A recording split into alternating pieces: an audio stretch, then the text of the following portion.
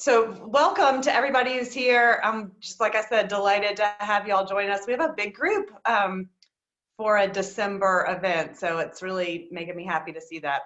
Like I said, I'm Wendy Kimball. I'm the admissions director at Greenhill. I'm just going to start with a couple of administrative items, and then I'm going to turn it over to Matt O'Connor, who's our clinical director, and I think I wrote in the intro an expert on boundaries. I think Matt could spend 4 hours talking about boundaries, and we're going to try to cram a lot of good information into the next hour. But just to let you know, as far as the credentialing for this event, we're in process of getting our ACAP, ACEP, and NBCC credentials. So the CEU for this, I'll be sending it out to you once that's complete. So just don't expect it today or tomorrow. It's just going to take a little while, but you'll get an email with your continuing ed certificate and numbers and all that you need for that.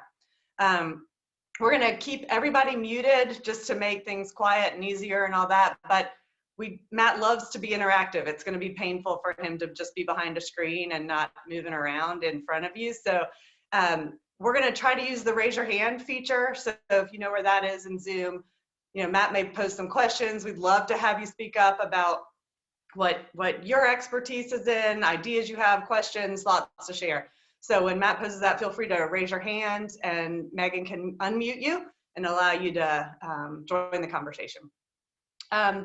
We are going to record this. We've had a few people request a recording of the session to watch later if they couldn't attend. So that's going to be recorded, but it'll just be Matt and his screen. But I just want to let everybody know that in advance. Am I forgetting anything, Matt, Megan, before we get rolling? All right. Well, I'm going to turn it over then to Matt and let him start. And again, like I said, welcome, join in, be interactive, and we're really pleased you're here.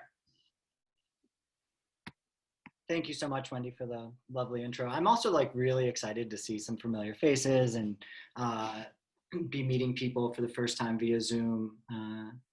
I am, for those of you who know me, I'm very interactive, and I'm often someone who needs to be very relational. So in some ways, as we're doing the Zoom platform, I'm doing this for the first time. So at any point, if you feel like you want to chime in, do so immediately. I want to invite conversation as we're going through the presentation and really invite us to have a dialogue about boundaries, what we've seen work, what we've seen not work. A lot of what I'll be discussing today and presenting is a lot of my theoretical orientation. And I think as clinicians, we all have different theoretical orientations that have worked for us and different ideas that have worked for us. So this can really be a platform for us to think about boundaries differently, but also maybe reinforce some beliefs or ideas that we've already had. And I will make one comment because I was getting some text messages about it. My mustache is real, and this is what happens when you get bored in a pandemic. So I don't always have a huge mustache, but it's been fun to grow one. So as we're beginning to start, just so y'all know, I'm Matt O'Connor. I'm the clinical director of our transitional living program here at Greenhill. We serve young men 18 to 30 is typically the top end range of our demographic.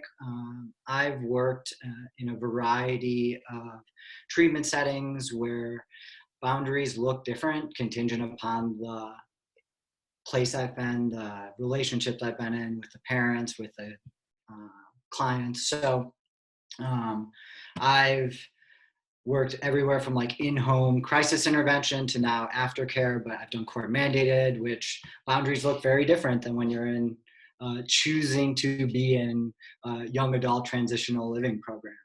I was a wilderness therapist previous to coming to Greenhill. Trip pulled me out of the woods. So my heart, in a lot of ways, lives in the woods and outside.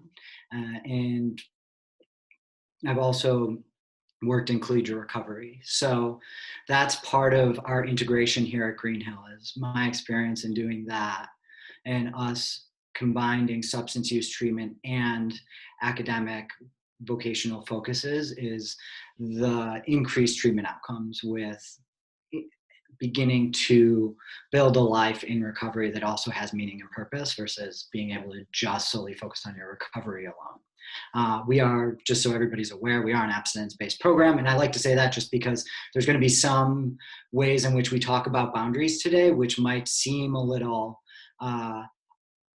different than I would approach it, for instance, in our program. But like, I also think as clinicians working with families, what is the best approach that we can have with parents? So I'm going to move into screen sharing mode here. And again, at any point, if anything needs further clarification, or if you are more of an expert in the area than I am, because I know based on looking in the room, there are more people who are also experts in this area, and I'm really excited about that.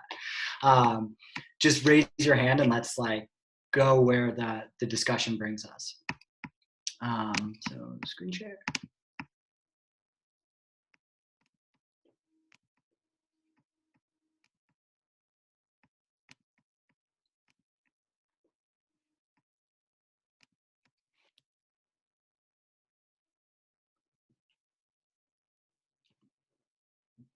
We got a full screen share?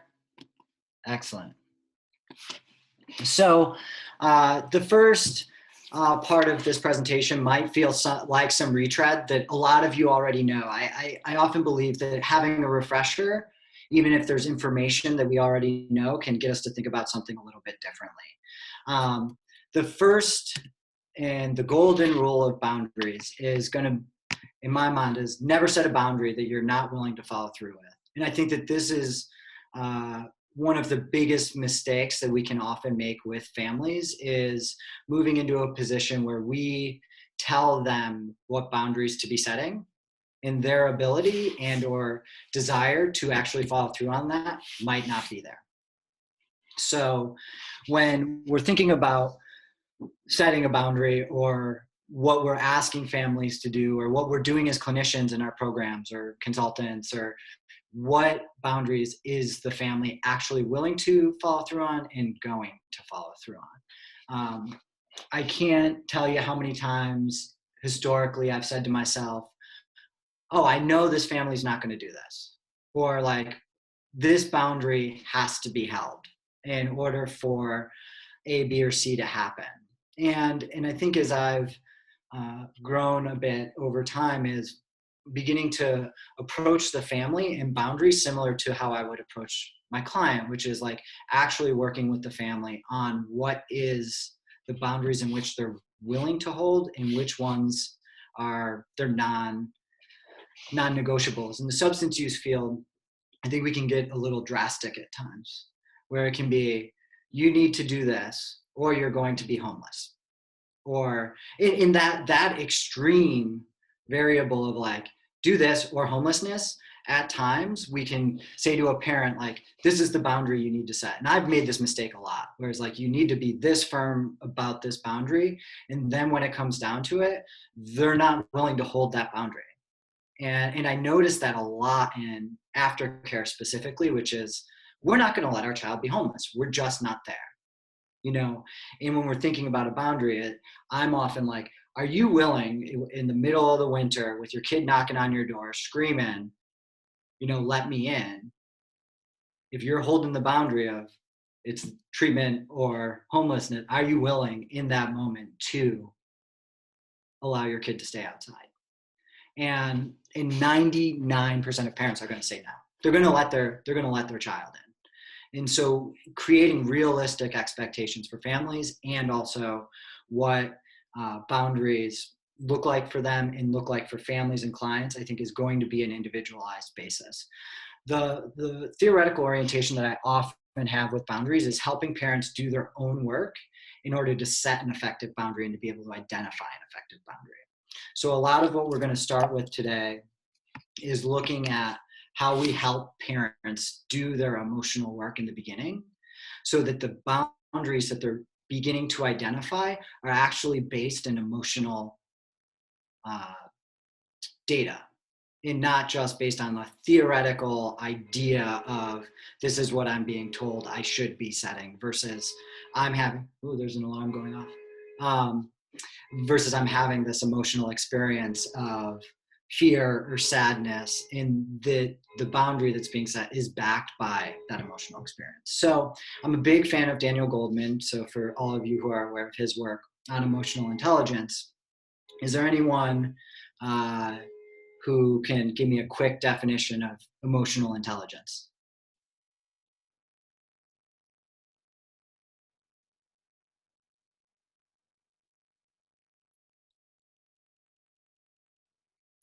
Does anyone perceive themselves as an emotionally intelligent person?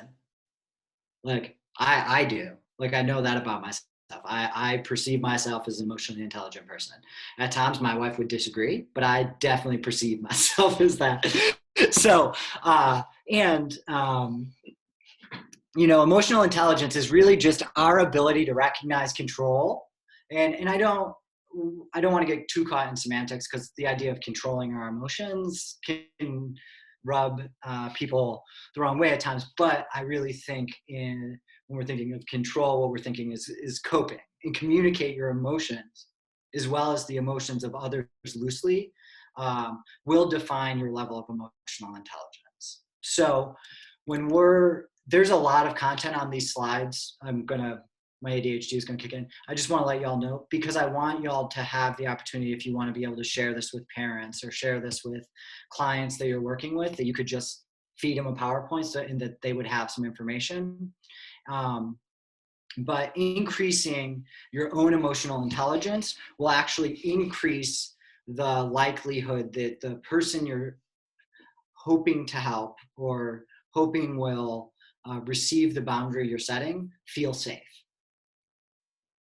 So by having a deeper understanding of our own emotional processes and being able to communicate that effectively with other people, that actually creates a space for them to feel and hear what is being transmitted. Now, emotional intelligence in and of itself has grown in popularity, and there's actually more research coming out about overall success being tied more to our ability to communicate our emotions effectively than educational experiences. So like my ability to, do well in math does not necessarily correlate to my success in life, but my ability to effectively communicate my emotions is showing that there's a likelihood that you're more likely to succeed. I do a lot of air quotes with things because I think I can make blatant statements, but the idea of success is also something that we could get into, but we're not going to. So part of the treatment process for families early on, and hopefully they'll be doing some of this work in residential treatment. So parents will come in with some knowledge base. Young adults will come in with some knowledge base about boundaries. And as we often know, they're going to be in a crisis mode. So what we tend to know in aftercare is the boundary changes. It's different from when they were in the home. It's different from the boundary that they set in residential treatment, and it transitions again. So when we're looking at training parents in becoming more emotionally intelligent, what we're really looking for is training them in awareness, emotional expression, managing and resolving emotions, and attunement. Now, is we're looking at awareness, and without the awareness of what their emotional experience is, it's going to be very hard to create and draw a boundary the way in which I'm going to talk about today. Because often with lack of awareness with parents specifically, and even in our interpersonal relationships, like with my wife or with friends, and is if I'm getting into a space where I'm trying to draw a boundary in the middle of an argument, it actually becomes a threat, and it's not a boundary. And then it's heightened and it's raised. And I think what parents get lost in often is this feeling of, I just need this person to listen to me right now. And if I get louder, you'll listen. So, and then they feel like they've drawn a boundary, right? Like they feel like I have said so many boundaries so many times with my child. Do you even know? And then I'll get on the phone with a parent who's in crisis or in conversation, and all they're doing is telling their child why they're wrong and threatening. right? Like actually your emotional experience in this scenario is wrong. And let me tell you why it's wrong. And let me also tell you what you should do differently. And there's no emotional expression in that. So the ability for the other person to receive is not coming from a place of them feeling safe. So the way in which we really look at increasing awareness is going to be based on like your mindfulness-based activities, flow activities. I always recommend parents that we're working with seek their own therapy individually and or as a couple, dependent upon what they're what's showing up for them. And I think boundaries require a level of personal awareness that is going to be then transmitted to their son or daughter. So by doing your own emotional work, by investing in your emotional work, you're also signaling to your child that the emotional work we're doing here together. And in our program specifically, what we do is our first month, and then this is typically a minimum, our families are going to just be meeting with the individual therapist before we even do conjoint. And this is to begin this work, begin to see what skills, what tools does the family have. Because to set an effective boundary, you're going to need a lot of coping mechanisms. Because as we know, addiction, the person that you love the most is often not going to be listening to you. The ability to appropriately express your emotion. And as you can see, appropriately is in quotes here, because this includes having some skill set or tool, and I'll kind of move through this a little bit quicker, but to have a basic understanding of how to do an I feel statement. I can't tell you how often we meet with a parent and a parent can't tell you how they're feeling in the moment. Manage and resolve. So managing and resolving your own emotional experience in the moment, I think is vital to this process and setting boundaries and training parents in doing so, because they're going to say, if only you do this, or but, right? Like, but I just need, or you just need. And there's no resolution. That's requiring the other person to resolve your emotional experience for you. So to be able to stay level-headed in a scenario when you're trying to communicate a boundary is super important. And then attunement. Attunement is, I think, the one thing that often gets lost in this whole boundaries world. It's often like, well, let me tell you why you're wrong and this is the boundary. So when we're looking at attunement, we're going to look at what the parents and how the parents are able to actively listen to their child and training them to do so. So how emotional intelligence works with communication, I tend to be on the real simple side. And hopefully, we're often teaching our young adults, but also parents, how to just do an I feel statement. I mean, has everybody done an I feel statement before? Okay. And we're going to often use this as a tool, especially early on. This is something that I'll work with families on, like, try it now, but it will not need to stay like this. And it's similar to boundaries, like in active listening. Do this now so you get an understanding and a basis for how you're going to converse. But I feel angry about you yelling at me because I was not heard. And it's really owning your own emotional experience in this process. The most important part of an I feel is I feel blank. You can you could even leave out the about or because with people who might struggle with rationalizing or telling others how they're feeling or experience or what they're experiencing. You could leave it at just I feel blank. And I've done family sessions before where it was just the parent and the kid being able to work through I feel guilty when blank, I feel sad when blank, I feel angry when blank, or historically I felt blank, and in being able to really identify that. And I'll have Megan include just a sentence stemming exercise that's really useful in this. And I have about 20 phrases that we'll go through with a family. And this can often take 2 or 3 sessions because it opens up so much content for the family and the client to be able to talk about when they're actually communicating their emotional experience. Active listening, super simple, theoretically, and done right, improves the quality of the connection and attunement. So it can feel scripted, it can feel unnatural we do this as therapists and helping professionals all the time, where I hear you saying, or is this correct? In actively listening to the client is wildly important, and I think we should do this with families also, especially when they're naming what they're able to do, what they're able to follow through on, what skill set they're at. So as we're looking at active listening, it's also known as reflective listening, but it's really showing the parents how to attune to their child's emotional experience. So it's very simple, and I'll fly through this part. What I hear you saying is what you're saying this. Am I understanding you? Am I hearing you correctly?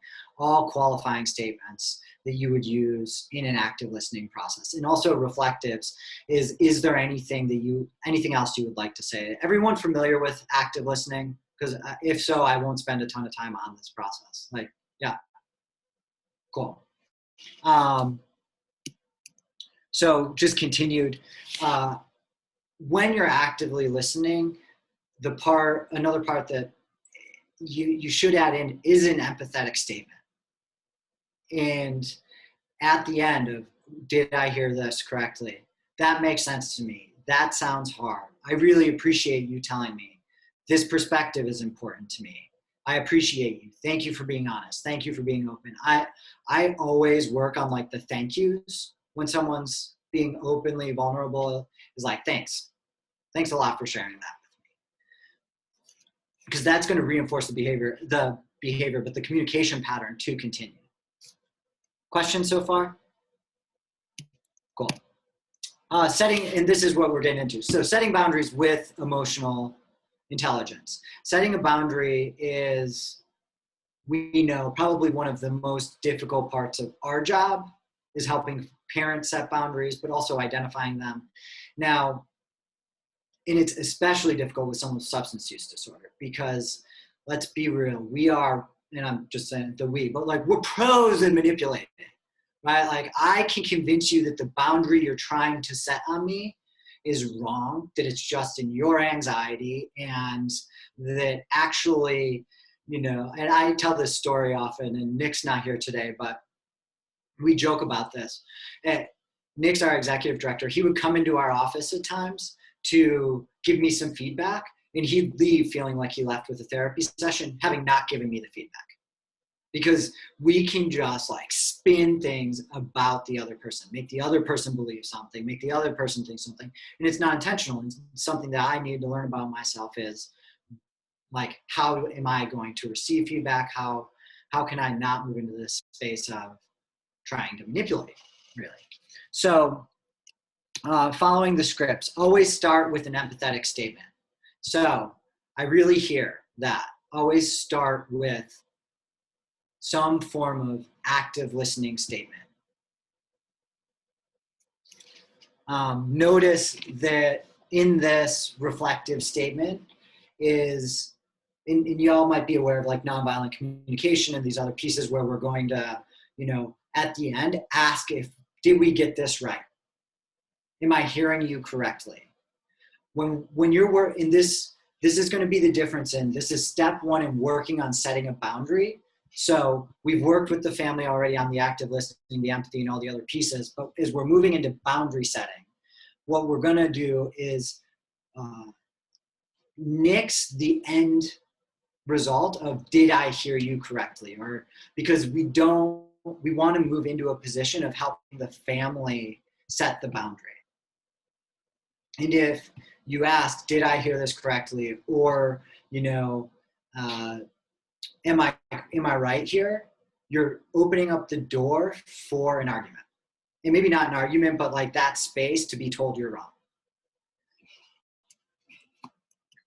So step 2 with the boundary is state your boundary with 1 or 2 reasons, no more. And I often work with families on how can you bury this into 1. You don't need to explain here. I can say yes to your request I can't say yes to move to your request back home because I believe in your ability to support yourself, because because trust has been broken in our relationship. I think one mistake that we often make is having parents explain themselves. In potentially even me over explaining myself, or like we get to have our emotional experience. The parents get to have theirs, the client gets to have theirs, and that's where that management comes in, their ability to manage their own emotions, and the client trusting that the client has the ability to manage their emotions. So as we're moving into step 3 here, end with a loving statement. I'm a big affirmations guy. And really, you want to sandwich when boundaries are being set. You really want to sandwich a boundary between some positives. You want to start with one to create openness for the client, for them to not be on guard, for the doors to not close up immediately.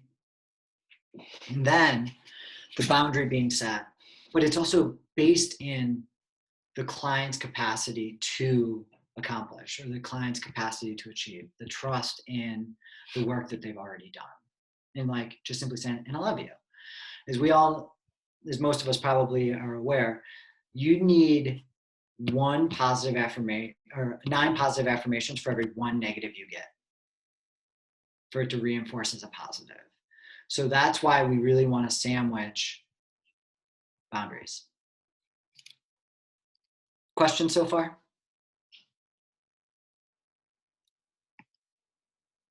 Any thoughts coming up for anybody?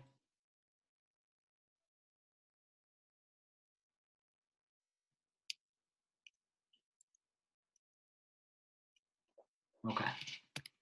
So a full example of a boundary utilizing emotional intelligence is, I really hear that you want to move back into my house after you complete your IOP. And we could say treatment, whatever it is. I hear that you want to move back into my house. It sounds very important to you. And you've actually given me some good reasons for your request. Right now, I cannot say yes for you to move back home because I believe in your ability to support yourself in your recovery. And because trust has been broken in our relationship. And I believe you can do this. When I started utilizing this platform of conveying boundaries, it totally shifted the dynamics in the relationships. Because the client doesn't receive the boundary as like, oh, you're just telling, often. I mean, they can still. I mean, we all know the best oppositional clients will receive you could say, I love you, and they could be like, no, you don't.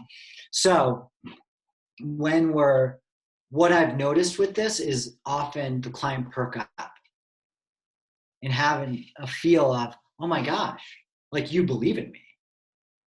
And hearing that from their parent, because the doorway's already been open. And I will say that's aftercare. I want to acknowledge that looks different when someone's in the home. It looks a little different when someone's in residential, like the boundaries might need to be more firm. The family might not have the emotional intelligence, but in order to, help someone progress in their recovery, the boundaries may look a little different. I will say this platform tends to work more for me than other ones I've tried. So like the non-negotiables, right? It's like, don't negotiate, don't instead of telling parents what not to do, right? Like this leaves a space for them also to remember the good in their kid and their own belief in their child to accomplish. And that gets lost a lot of times. Like, do they actually believe in their son or daughter's capacity to accomplish, to engage in recovery? Do they trust the work that they've done? A lot of boundary setting is based on the parent's anxiety and being able to own that they're anxious about this experience. but they're anxious that you'd be independent. And, what I'd like is for you to continue to engage in your recovery process differently. I can get low sometimes. So if I get too low, just keep the volume up. Okay, conversational advice. After setting this boundary 3 times in this loving, nurturing way, 3rd time's the charm. And this is where I get with families and coaching, where they can get a little bit more hardlined. There's no arguing to be had. If it's a continued no, you're wrong, etc., I would actually end the conversation with I love you, and when you're ready, let's talk more. But it seems like you're, and you might go back to the active listening, but like, let's stop the conversation for now. It doesn't seem like we can do this. But my boundary is going to stay the same. If you continue to argue, which parents get roped into all the time because of their own patterns, if they continue to argue, what they're creating is just this lack of predictability, and the wiggle room actually makes the client feel less safe in the relationship, less secure. So if you really want the client to experience predictability and boundaries, after 3 times, done. We can move on. And it doesn't mean if the client keeps going back, right? Like keeps going back, like, well, no, I want to talk about, no, the boundary conversation's over. This is the boundary. We can talk about your emotional experience based on it, or what it's like for you to hear it. Now, if they keep going back, I would probably end the conversation. So, family versus personal boundaries.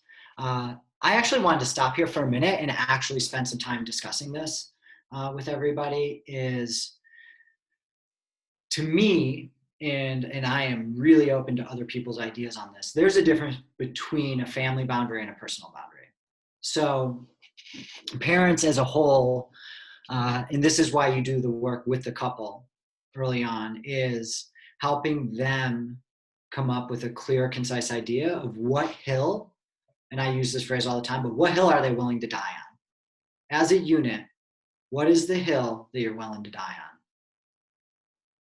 And if they can't find one, I think the important message for them there is that is another reinforcer for them to seek their own therapeutic relationships. So like to be in couples therapy, because often you'll see one parent undermining the other, or this parent doing that. And well, if they would only, and well, if you would only, right? Like they're doing the same thing in their system that they should be doing with their son. So what is the hill as parents and as a family they're willing to die on? And I frame that to parents, because they could get really worked up about their kids smoking cigarettes.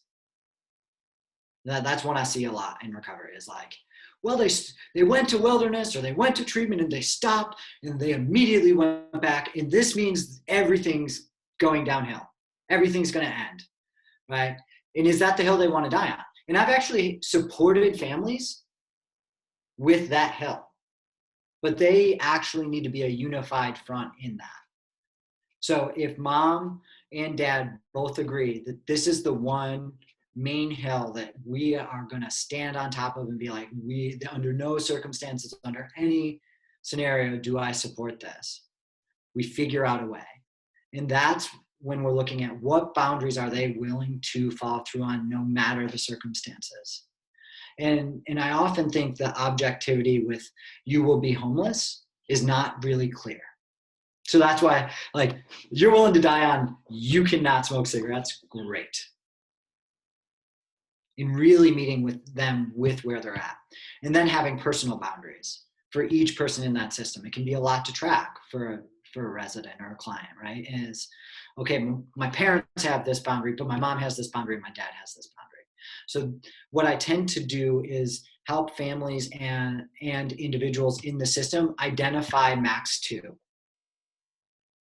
We can have more boundaries, but what are the simplest, especially early on, for the client to be able to respect and for the parents to be able to hold. This is one thing that I often run into with home contracts and how a home contract set up is it might be 7 pages of boundaries, one of which the family's actually willing to hold. And what that does is, because the other 8 are written down and the kids just nicking one off one at a time, the one that is actually the most important loses its potency. So what are y'all's thoughts on helping families and individuals set boundaries within a system? I also want to acknowledge that I help moms and dads set boundaries with each other. I think in this process, that's important. I have some input here. You know, I've been really enjoying the conversation so far, Matthew. Thank you. And thanks, Green Hill, for putting this on. You know, I've been thinking about the boundaries I have in my life, personally, professionally, as a family member, as a son. Boundaries are everywhere. One of the things we've done in our office at Life Tutors is start talking about how boundaries can be utilized as a place to bring people together, to bring people together in a safe space where they're protected. So in our office, we've had this, not really a negative connotation with encouraging families and clients to set boundaries, but it comes with some sort of negativity involved, and it doesn't have to. So we're trying to shift that language, and I'm thrilled that you're putting this on today. And I just wanted to offer, you know, when you're having this conversation with clients or families, sometimes it is appropriate to say, hey, boundaries are really, really healthy. I'm protected, you're safe, I'm safe. Let's come together at this boundary that we've set and work towards another goal. Thanks for letting me share. Thank you.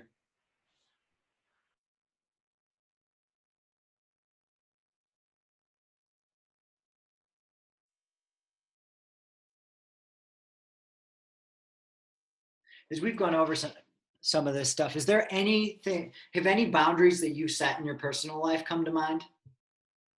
Right, that you didn't follow through on, right? Like that you were like, I am going to keep this boundary, and this is where it got nixed.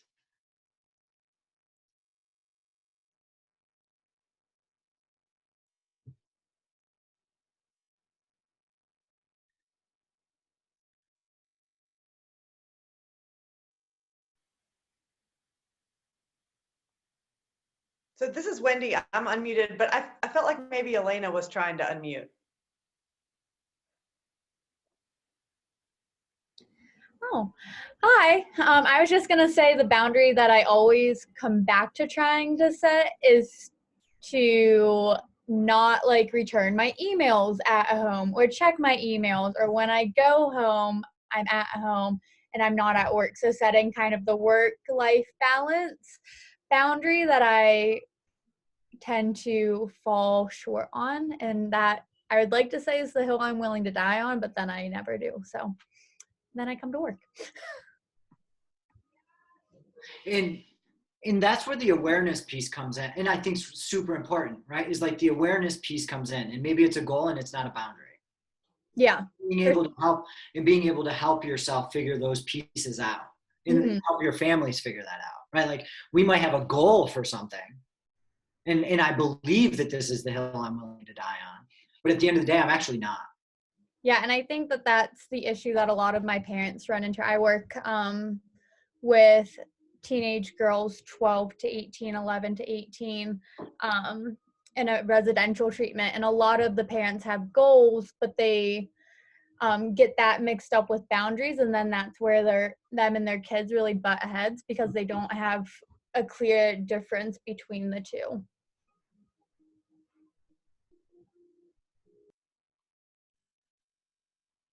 Hi, this is Dana. Dana. Matt, you probably all know the boundaries that I can and can't set. That's another hour. But one thing that is really hard is being a parent, having multiple kids in the home, setting boundaries with one, and then having your other boundaries with the other child, because they don't. You can have a house boundary, as you mentioned, about some house things, but based upon age and gender and lifestyle, you have to have different boundaries for different kids. And so sometimes it's that that kind of crux or that point where those things overlap, and then the kids are like, now wait a minute, why is that for this and this for me? And so those are some of my challenges, of many, but when it comes to boundaries, setting for individual and keeping them. And maybe some other people can speak to how they've helped families with this in the past.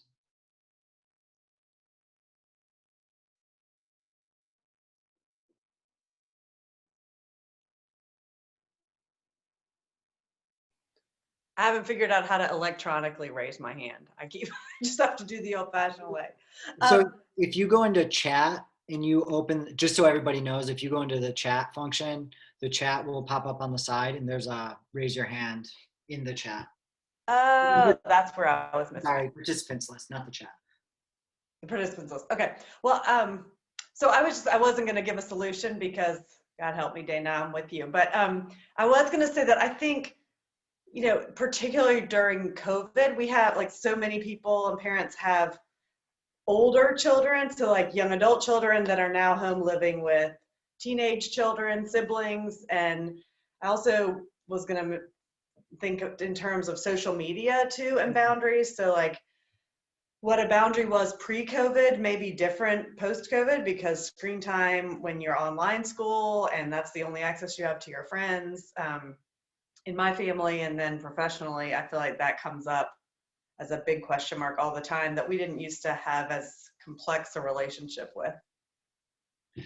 Well, and Wendy, that brings up a good point. And what we're going to move into is really more of a Gestalt theoretical framework on boundaries, and in talking about that a bit. And the reason I really like this is similar to what Wendy's saying, is the fluidity within boundaries. And I do think one myth around boundaries is the fact that it needs to stay solid, or that it needs to stay exactly the same. That doesn't leave permission for change, which we all know is going to change. Change is the only constant that we actually have.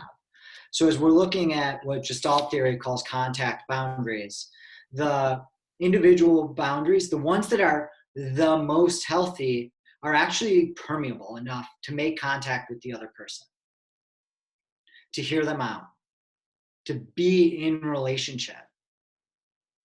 So when you're thinking about the process for an individual to really stay open, and Gestalt's really, really, really big on contact, but like connection, contact, connection, human relationship, interpersonal relationships. And I'm not sure if anybody has training in this area. It's more of a like psychodynamic type approach to the therapeutic process. So it's going to be all about the relationship, really, and really how do you maintain differentiation while you're still in relationship with someone else? Like, how do you not lose that self-identity in relationship? And I think that that's where we'll often talk about like codependency or things like that. And I'm not a fan of that word specifically, because I think it's really an identity formation and like molding of two pieces that, and it has a negative connotation similar to what you were talking about in regards to boundaries, right? Like there's this idea that it's going to be negative. So a boundary, they refer to it as boundary disturbances, but when someone's either overly rigid or underly permissive, like overly permissive, it allows someone to walk on them. Or, I mean, we all know the person whom no matter what you do, when you go to them, the answer is no. Or like, or some, like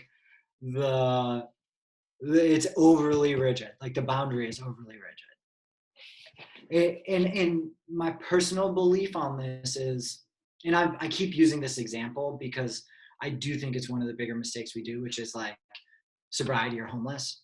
And for any of you who have never seen like the 20-minute guide to parenting, if you're like a community-based therapist or you're working with people in the home, it's a wonderful, wonderful tool that talks a lot about this because it's so rigid. The idea behind that is very rigid. And it's not to say that I would not support a family if that's the hill, again, right? Like if that is really the hill that they're willing to be on, the boundary that they're willing to hold. What I tend to find is if you work with people who have extreme use, so let's really kind of put it in the heroin, amphetamine, and I'm not trying to qualify. I mean, we all know a drug's a drug, right? But there's a difference for a family often when they say no substances or you're kicked out. But what happens if your kid goes out, smokes some pot or has a drink, comes home, and is honest? So the overly rigid parent would be, boop, get out. The over permissible parent might not even acknowledge it, which will create the merger. But where's the middle ground in that? And that it's okay. And it's so important to communicate to the family, whatever the boundary is and wherever they're at, it's okay. If you don't want to kick your kid out and you don't want them to be home, that's fine. You're not there. Great. Let's hope we don't get there. Let's not force a situation to be more, I'm going to do air quotes again, but like, let's not force more extreme boundaries than need to be held. And I think it's our job as clinicians to support the families in that. And so as we're moving on here, so boundary disturbances, we're going to just look at some different types. This framework has really helped me kind of shift to a more positive outlook on boundaries, but also how we're working with families. So for healthy relationships, the most ideal scenario is if we're communicating with emotional intelligence and we're able to effectively be in a relationship with the people we love, again, like a little air quotes, but that it's fluid, that you just need to say how you feel. You get to know someone enough. My wife can tell me she's sad. I know what the boundary is in that scenario. For me personally, I know that when my wife is sad, the best thing I can do is not try and fix it, because that's my go-to in our relationship. So we're trying to help families get to that point where like and she allows me to make the mistake, right? Like there's permeableness in her boundary setting. So a boundary can be flexible and fluid, and it can be open, but not too open. It's really, in Buddhism, they call it the middle path, like the not too tight, not too loose. Boundaries, I think we can really look at as like a not too tight, not too loose.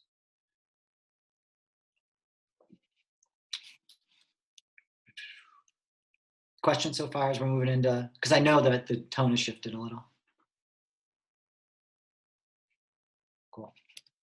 So what we're trying to help our young adults, and for those of you who work with adolescents and everything, is really that healthy differentiation from their family system. And the other piece that we're trying to help is the family health and the parents have a healthy differentiation from their child. Help them move from this position in place of this is my kid to this is my kid as an adult. I can't tell you how many times I need to tell my father not to tell me what to do as a grown man. And that's a boundary I have. And then he laughs and he respects it. Right? Like, well, Dad, I appreciate your feedback. And like, you don't need to move into this place of, you always did this as a kid. And yes, I'm a grown man, right? Like things have changed. So helping parents, and like I help my dad with that, or like help him see like things are different. I'm different. We're different. Our relationship's different. So helping parents create the space where they're not just fully in that parenting fear base of like protectiveness and allowing, it's that secure attachment that we look for. So, and being comfortable with specifically the separation. And that's where the awareness and their personal work comes in for parents. What is it like for you to be separate? One of the first questions I'll ask parents is, what's it like for you to have your kid out of the house? What's that experience? What's that transition been like for you? And then you could get the waterworks. It's like, because it's just as hard for the parent as it is for the kid to be out of the house, and having respect for both. So these are how Gestalt frames the unhealthy boundaries people can have. Isolation would be not sharing, not exchanging emotion, no contact exists. That's the threats versus the boundaries, right? You do this or else. I can't tell you how many times my mom said that. Do this now or else. I just thought of that in this moment. Interjection is when a boundary is crossed, whereas one person forces their emotion on another person. So in Gestalt, what you're gonna also, there's a lot of talk about like transference and exchange also. So where we'll look at like the physical side of this, but also emotional energy, right? Like where one person forces the other person to feel a specific way. So I feel bad, so I want you to feel bad also. That's going to be your interjection. But it also, the more obvious sides of this is going to be like sexual, physical abuse, angry outbursts, throwing things. It often can be blaming, shaming, forcing morals, beliefs, values on another person. So is a northerner, and not that this tends to be a big one in the South. Interjection. I do want to say that with specifically around like morals, belief systems, and things like that. And that's actually not a criticism, because what happens in the North is the first one, isolation. Families are a little bit more cut off, and it's called, this can be tied into some cultural based systems. So was that a hand raise or was that a wave? Chelsea? Okay. Deflection, we all are aware of what deflection is. Like, it's like, I'm not going to let you in any way.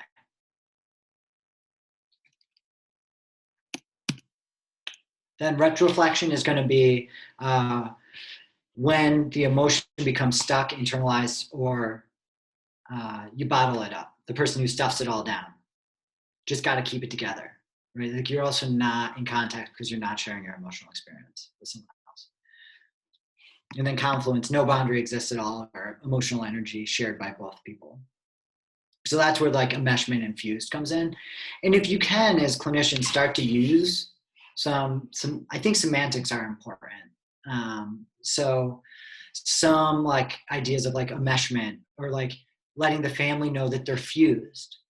You're operating as one identity, versus saying, you know, you're codependent on this person. You're operating as one person.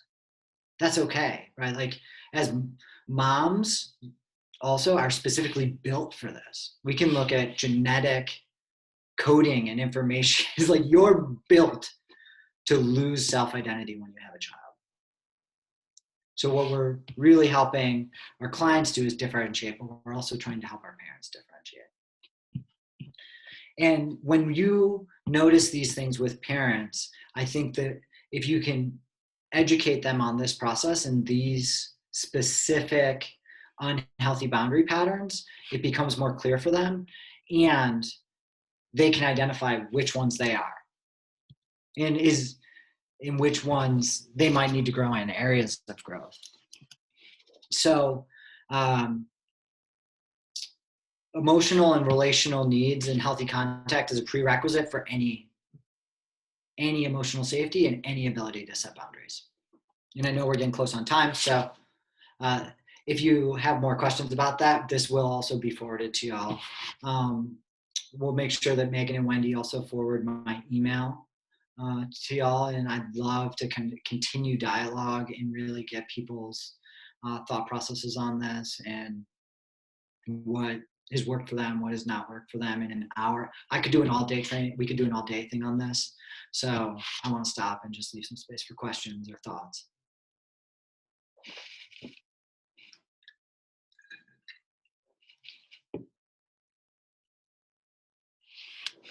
Michael?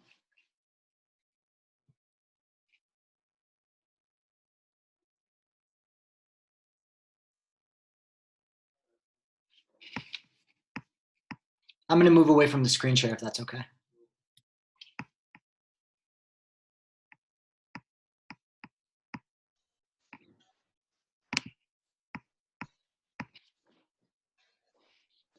Hey, can you hear me? Hey, I have a question. Thanks again. Like, that was a really sweet presentation. I look forward to like looking it back over when you forward us the slides.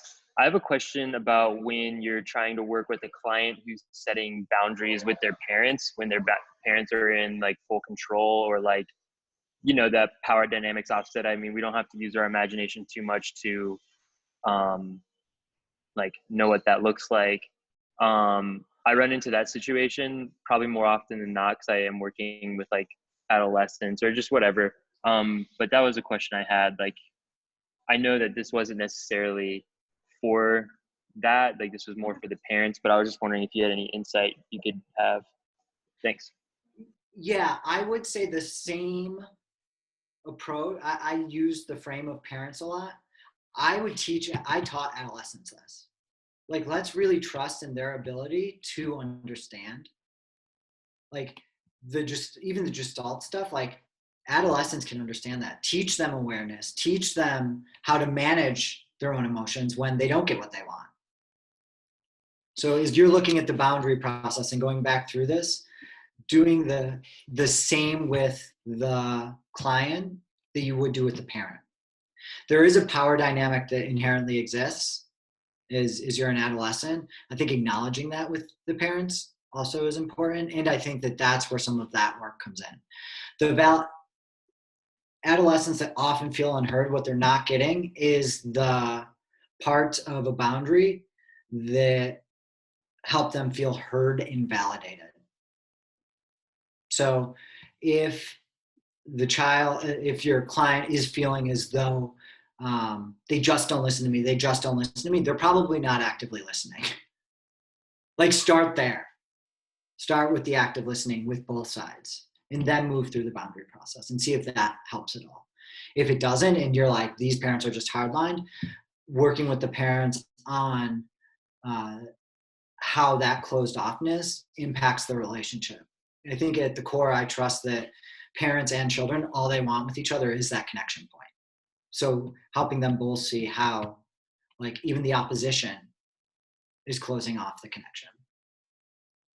But I would do the same thing with the parents that I'm doing with the client.